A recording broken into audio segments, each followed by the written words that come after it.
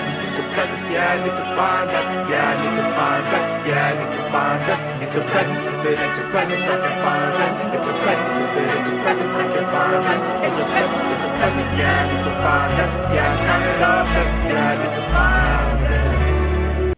What's up, y'all? I'm excited to break down Godwin's song, Would You Still Be Enough? This song resonates with me deeply. It's a way of expressing what's on our hearts in a way that we may not have the words for all the time. But I think this song does a good job of capturing that.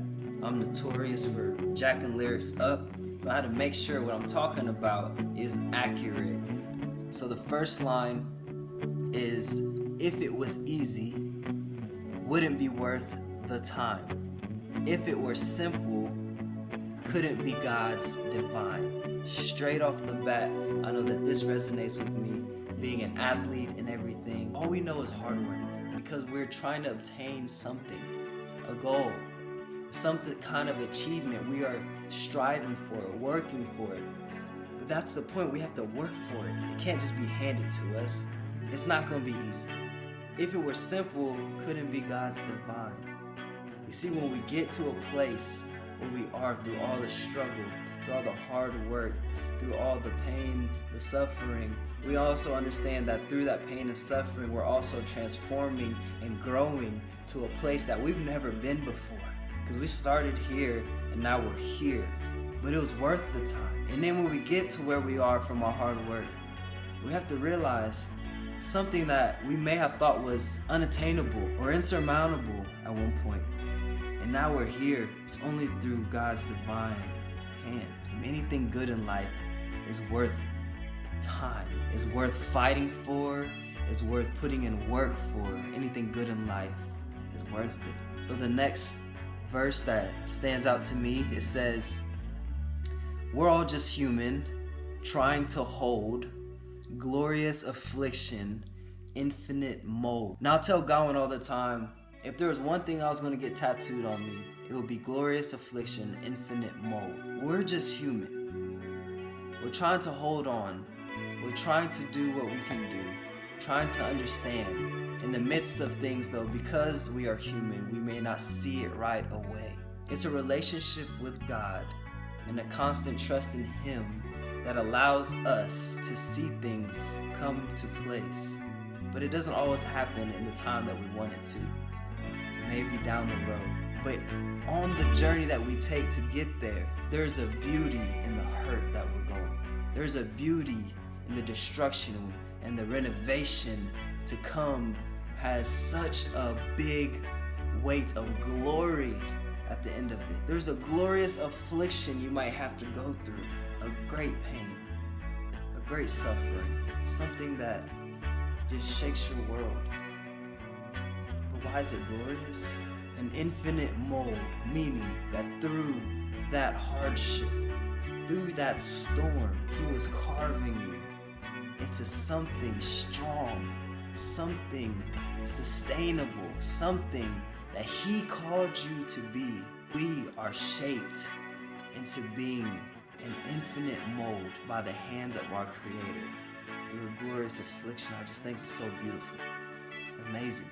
And the next verse that I like to point out is, put a stake through my plans and rebuke what I love. Would you still be enough? I think this is pretty much asking the question, what would you do if God's plans are different from yours? This is something I think we struggle with. I know everybody struggles with this. If you darken the stars, will I still seek your face? Think about this. When something doesn't go our way, when our plans are shut down, would you still seek Him? I think it puts us in a place of desperation, but also an awareness. Where do we sit with God? Where do we stand in our relationship with Him when things don't go our way? Do we get upset with Him? Do we constantly question why? Do we not want to talk to Him more because it's not going our way? Are we getting discouraged because our prayers aren't working? The thing that I've realized through my life is that God always hears you, and He always provides for you. It just might not be in the context of what you wanted. That His plans are always going to be better for you. So maybe the plan that you wanted and the reason you didn't get it is because there's something better. And he's trying to protect you from something. You see, I wanted to continue to play football. There was a point in time where I had to make the decision whether to continue to have surgeries on my leg or get it amputated. In the moment, I couldn't see why. I wanted to keep my leg. I wanted to be normal. I didn't want to lose my leg. In the midst of my plans being shattered, I had to trust in him. I still had to seek his face. And I didn't know it yet, but I was still going to be running his race. But I went through a glorious affliction, and now I have an infinite mold because he molded me to who I am today. So I love that verse. The last part I want to hit on is the last couple of stanzas.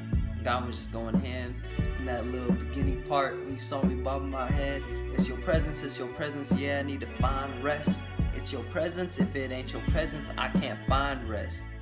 Yeah, I count it all blessed, yeah, I need to find rest. That boy went in on that part, but I think he hit it right on the head, because we have to understand, if we can't soak ourselves in the presence of God, a lot of times we can't find peace and rest.